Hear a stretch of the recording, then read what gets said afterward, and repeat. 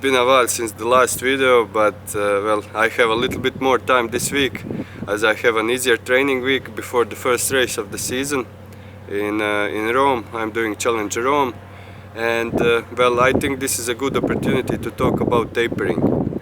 If done wrong, tapering is something that can ruin your race even if you had perfect preparations. So it's a good opportunity to talk about that, and especially since I think that a lot of people do it wrong. So if you are interested, keep watching.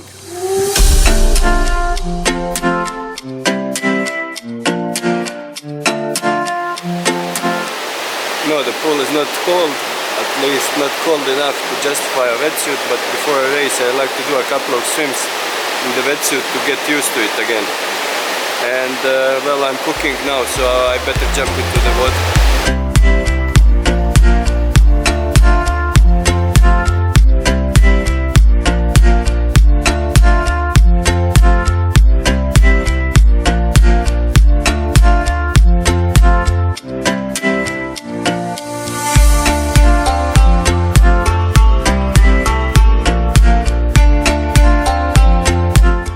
As I said, I think a lot of people make mistakes, and I think the mistake is that they are trying to copy what Mark Allen used to do for his taper. And well, Mark Allen, he used to do 4-week taper, but well, there are a couple of, and well, I cannot blame them because it obviously worked for him. He won Hawaii 6 times, so well, you cannot argue with that. But when talking about Mark Allen's taper, there are a few things to consider. Well, first of all, Mark Allen is a freak of nature, so when a normal guy tries to copy someone like him, it often doesn't end well. And well, second thing, Mark Allen had a lot to taper from, because I found an article where he describes his training before Hawaii, and he used to do around, well, almost 40 hours per week of training in I think 4 weeks before he started his taper. So then he would drop that by 20 to 25% for each taper week. So for example, in the first week of taper he would do around 30 hours, then in the second week of taper 24, then 18, something like that, and then it was race week. So I'm sure not a lot of you consider 24-hour training week as a taper week. So it's obvious, well, at least it's obvious to me, that if someone who trains 15 hours per week tries to do this 4-week taper, that he will come to the race underprepared, because it takes only 72 hours of not doing any workouts before your aerobic function starts to go down.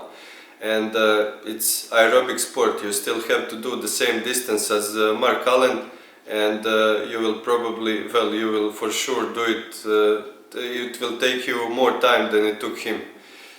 And well, the third thing is, well, I think that he only did this long taper for his main race of the season, which was Ironman Hawaii, because well, let me explain.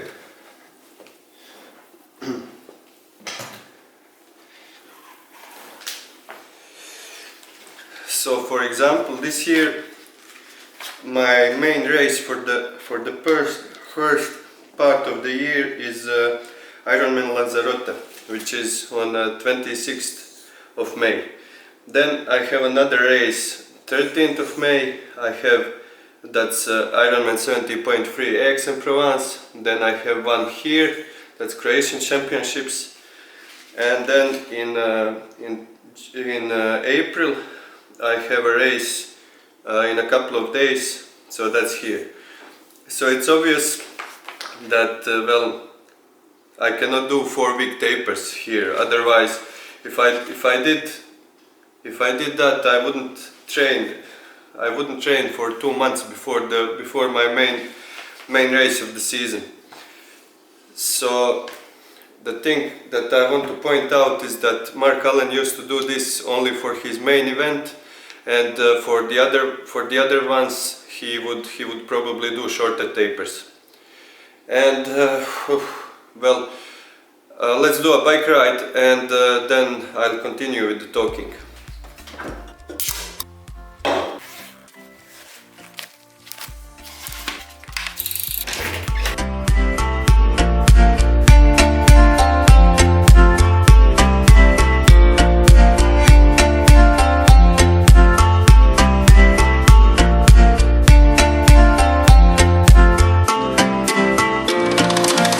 Today is an easy day. In the morning I had 40-minute swim. Now I'm doing an hour ride with a couple of intervals to wake up the legs. And in the afternoon I have a 20-minute run. And that's it for today. I assume I'll have a longer ride tomorrow. It's by the way, it's Tuesday today.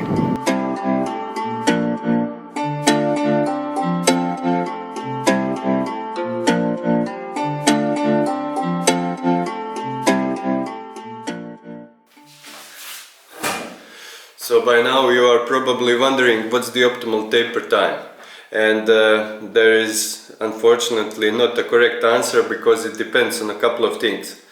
The longer the race, the shorter the optimal taper. It depends on the gender of the competitor. Females in general they recover quicker and need less taper time than the males, and well, then it depends on the body type. More muscular people need more rest. And it depends also on the nerves of the person, because more people that are more nervous, they do better if they have shorter taper, because otherwise they fill their heads with doubts. One very important thing that we also need to consider when talking about taper is that taper doesn't mean complete rest. You still need to do some workouts. Ideally you would do one long bike ride even in the race week. If you are a female, you can do it at your normal easy intensity, and if you are male, just do it very easy.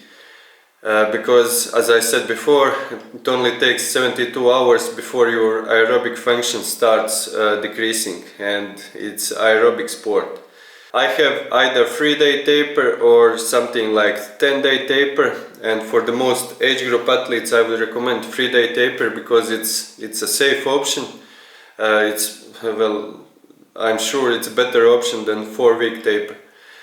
So when doing 3-day taper, I would do, well, 3 days before the race I would do harder, shorter session in each sport. Then 2 days before the race I would take complete rest day, and the day before the race I would do one shorter session in each sport. Because after a complete rest day I usually feel a little bit lethargic and I need another day to wake up the body.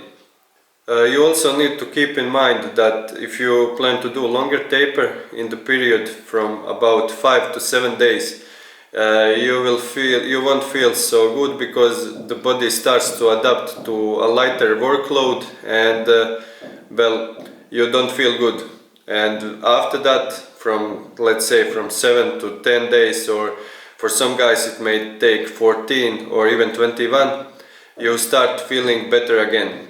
So my point is that you shouldn't do 1-week tapers, either do 3-day or 10 days. Well, that's all I have to say about taper, and I still have short run to do today.